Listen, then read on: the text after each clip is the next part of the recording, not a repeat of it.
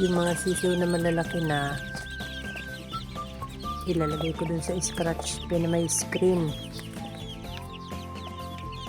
para sa lupa na sila bukas. Ititira ko dito yung maliliit pa. Sobrang init. 5.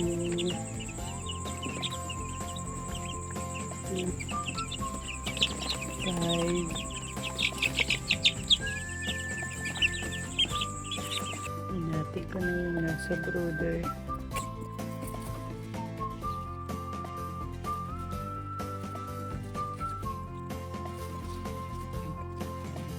Pag-ilawan.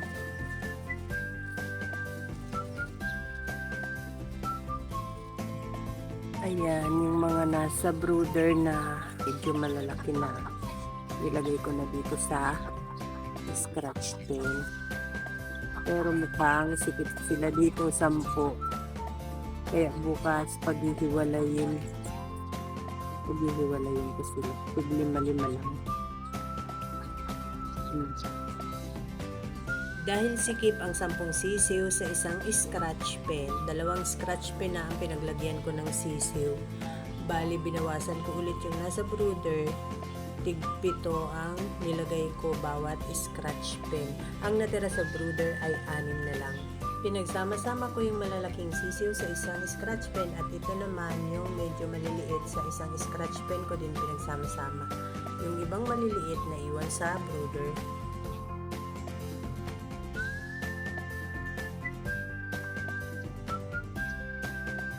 Ayan yung ito, andito sa kabila. Ano yung natira dito?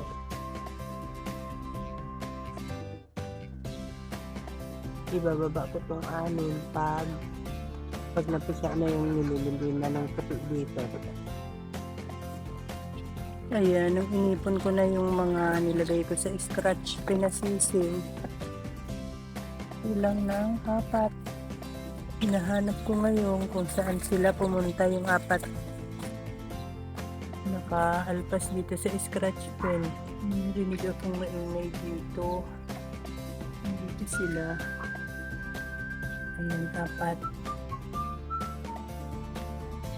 Nalagay ko sila isa-isa sa kahon.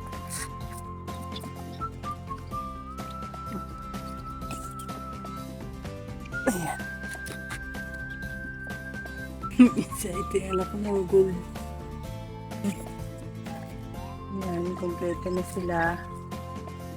At yung may natira ditong 6. Dito ko lang sila nilalagay. Ayan.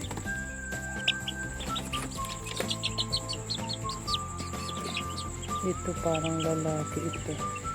Sana itong mga itim lalaki din. Tatakpan ko lang siya ng plywood. That's all, guys. Thank you so much for watching. Please like, share, and follow for more.